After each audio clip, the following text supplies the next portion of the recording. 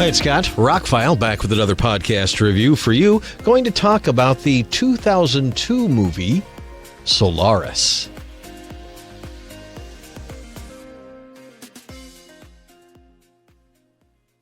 A little bit of background. The movie is based on a Russian novel from the early 60s. It was made into a Russian movie in the early 70s, and that's how I first found out about it. I'm a big fan of the Criterion Collection, who collects important movies from around the world, and when I read that it was an important sci-fi movie from Russia that I'd never heard anything about, I put it on my list and had to see it, especially when I found out it was 3 hours long, and it is nearly 3 hours long. So in 2002, Steven Soderbergh remade it with help from James Cameron, of all people. Had a $47 million budget, which is kind of low for a sci-fi movie, actually. But the more you know about this film, the more you know it doesn't really rely on special effects or any kind of action scenes to get the point across. That's not what this is about. In getting ready to do this review, I saw that Google recommended Sunshine, Ad Astra, and High Life as other movies. If you like this one, you would like those. Yeah, I would say especially something like Ad Astra is very similar in nature because this is a cerebral science fiction film. I don't know if they fully stuck the landing on adapting this, but watching it now, 12 or 22 years after its release, and I'm not really expecting a whole lot out of it. Give you a little background beyond the background of the movie. It never really got a decent home video release. It got a DVD release back in 2002, 2003, and it's never come out on Blu-ray or 4K, ever.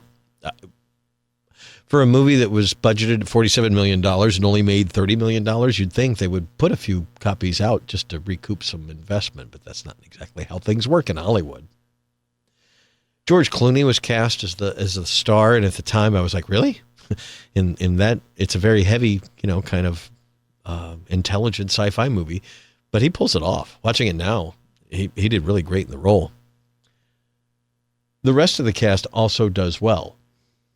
Natasha McElhone, how do you say her name? I always just called her Natasha because I couldn't pronounce her last name. She plays George Clooney's wife, Rhea Kelvin. Viola Davis is in this. Jeremy Davies is in this. John Cho. It's a good cast, and what I really, really enjoyed about the film, outside of the story and the meaning and what it's all dealing with, is the fact that the special effects were totally in service of the story. Like, he doesn't call attention to any of it. It's just kind of there. Like, it's hard to explain. Maybe like how they did it in The Creator. You're just in the world. It's not like they show you how they lift off and show you how everything works. It's just like he boards the ship, boom, he's at the space station. Boom, he gets off and he's got his luggage in hand and he goes and gets in his room, and it's all very down to earth, and it really just deals with the characters you're dealing with and not the special effects and the science of how they got there and where they are in the universe and all the background on the planet they're investigating and all that. It's not about any of that. It's about a psychologist who goes to this space station that's orbiting a new planet that we're investigating to see if it can be a source of energy, a source of something. And things are going awry. We have lost contact with the space station, and we send George Clooney out there to see what's wrong with everybody. What happens to the crew starts happening to him, and I won't get into too many spoilers if you've never seen it, but the movie is about something happening to people that makes them deal with the losses in their life, the regrets in their life, maybe the things going on in the back of their head. It makes you confront yourself pretty much. And to explain whether it's, an alien or a planet or a ghost or whatever is to kind of get away from the point. And plus, I don't want to get into what is really going on because it's kind of left up to you in the end as well. But needless to say, they've taken a long book and a 3-hour Russian film and made it into a 99-minute 20th Century Fox summer release. Yeah, it actually came out in the summer. If you're not prepared for a film like this, it's going to seem long even at 99 minutes. But to show you the variety of reviews, on IMDb it's at 6 out of 10. Rotten Tomatoes is 66%, but IndieWire gives it 5 out of 5, and Google users give it 71%. 71% of Google users liked it. I really enjoyed it this time around, but again, I'm very familiar with the story. I did read the book eventually. I do own the original Russian film. Hello, Criterion, that should be one that would be a 4K upgrade we'd be all up for. Not everybody loves the Russian film. It is long. This one is long, but it takes its time.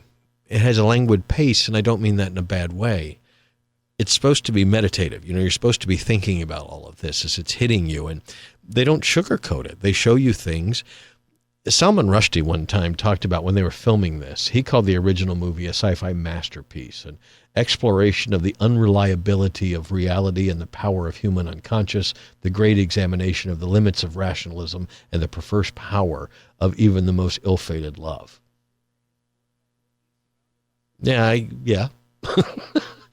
And in the 3-hour Russian film and in the book, they go into all sorts of stuff. There's flashbacks, there's dreams, there's all sorts of things. The movie only has 99 minutes to get that point across.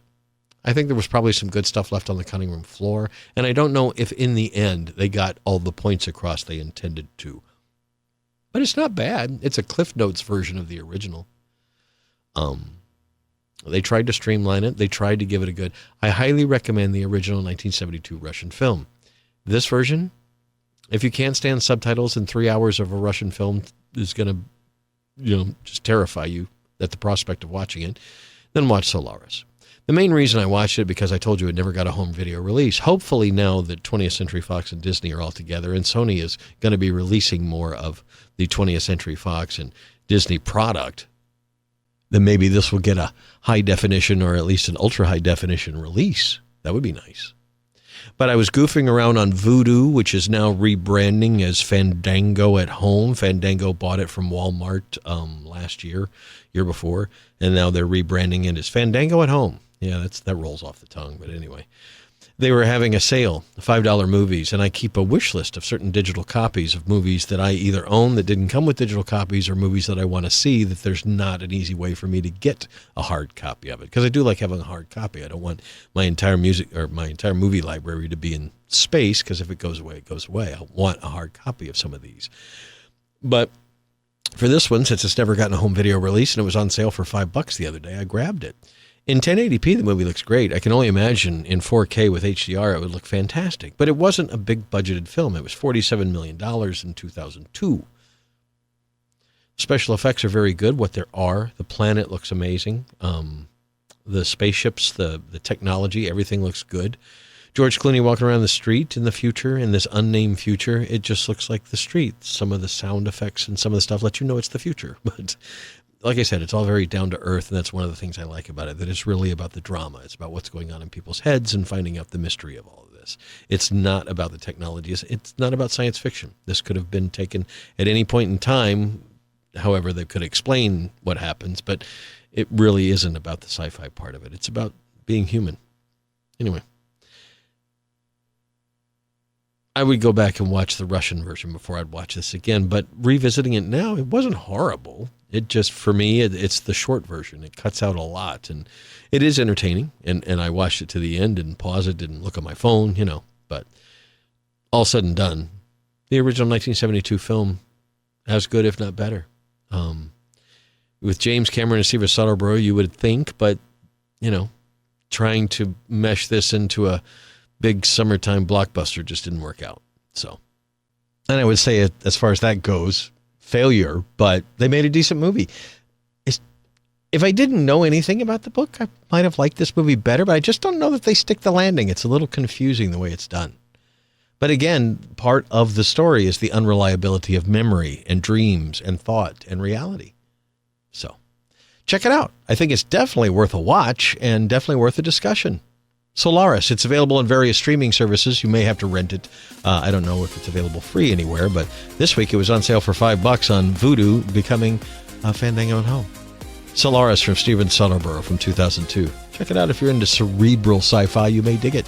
More podcasts are on the way. Thank you so much for listening. Have a spectacular day.